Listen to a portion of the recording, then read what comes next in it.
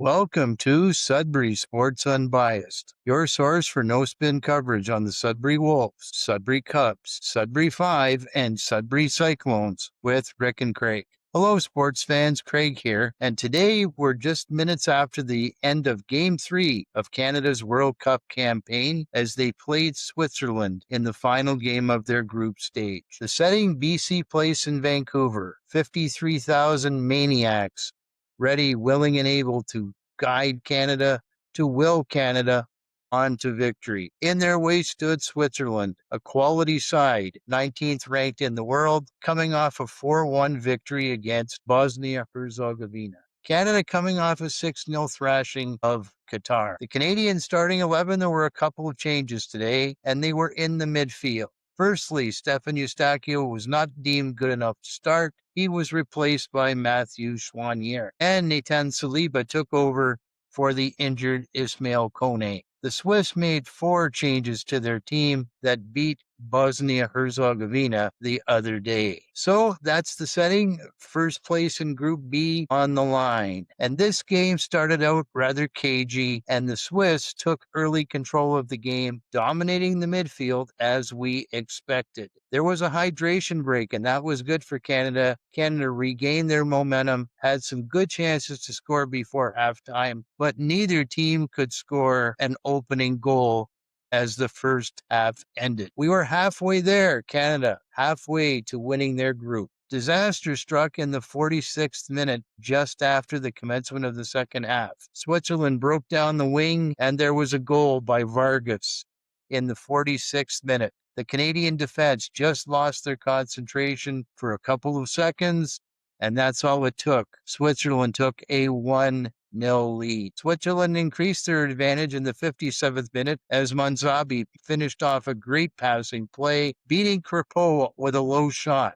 This was a shot that Crépeau should have handled. It was a bouncer. It went through his arms. He was on the turf, and it bounced past him into the Canadian goal. Crépeau will tell you absolutely that he should have had that ball. 2-0 Switzerland, and they looked like they were going to cruise to an easy victory. But this is Jesse Marsh's Canada, the brotherhood, the home crowd. They exhorted the team on even more. And finally, in the 76th minute, Canada achieved a breakthrough. There was a great pass by Nathan Saliba. He found Promise David in the box, Switzerland box, and promised David a great diving finish with his foot past the Swiss goaltender. And now Canada was back in it. 2-1 Switzerland. Canada, energized with that first goal, came on like gangbusters. They played like they never played before. They really took it to Switzerland. They had chances. They had opportunities, but they just couldn't find the net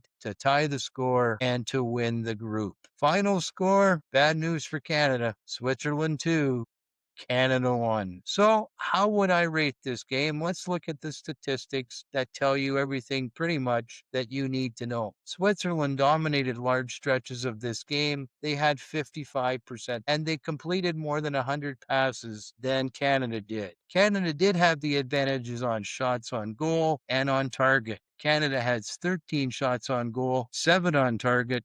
The Swiss, 6 shots on goal, 4 on target. So what was the difference today? You need to go back to our preview, and we told you that the Swiss were very difficult in midfield. And the Swiss dominated the middle of the park, and that's where they got most of their opportunities. The midfielders got the ball to their wide players or to their strikers, and the strikers and the other players took advantage of the opportunities that they were given. Canada looked sluggish for a lot of the game. They had some great moments. That final 20 minutes was spellbinding. And in the first half, for the last 20 minutes of that half, they played well. Bottom line, though, when you're playing a quality team like Switzerland, you have to put in a quality 90 minutes. Canada did put in some quality time, but 45 minutes at this level is not enough to get a victory. So Canada moves on. They move on to the knockout stage. And yes, we're disappointed with the loss.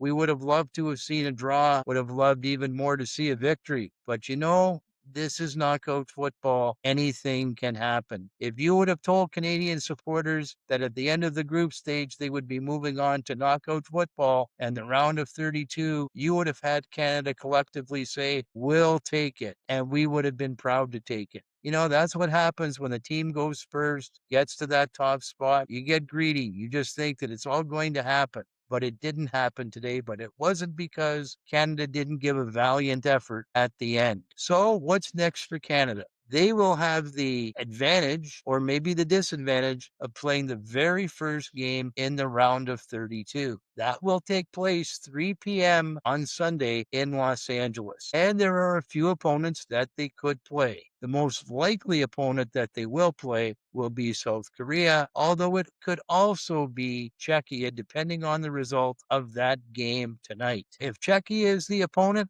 I like Canada's chances to win. And I'm also very optimistic if South Korea plays Canada. But I will say this, if South Korea plays Canada in Los Angeles, this will be a very hostile environment. There is a huge Korean population in the Los Angeles area, and this will seem like a home game for the South Koreans. In any event, the group stage is over.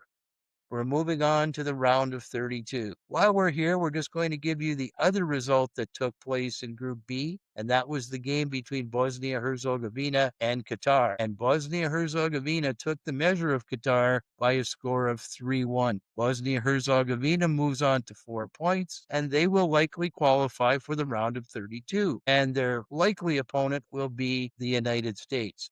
The Qataris go home with 1 point. So there'll be some more games today, as you know, in Groups A and in Group C, and we'll see the results and what transpires in those games. So we'll have a preview show, we'll have a reaction show, probably Saturday for the preview, and Sunday for the post-match reaction. Happy for Jesse Marsh, happy for the program. They're going places they've never gone before. Bravo to Canada, well done. And good luck in the knockout stage. And as we always say, let the sports be with you.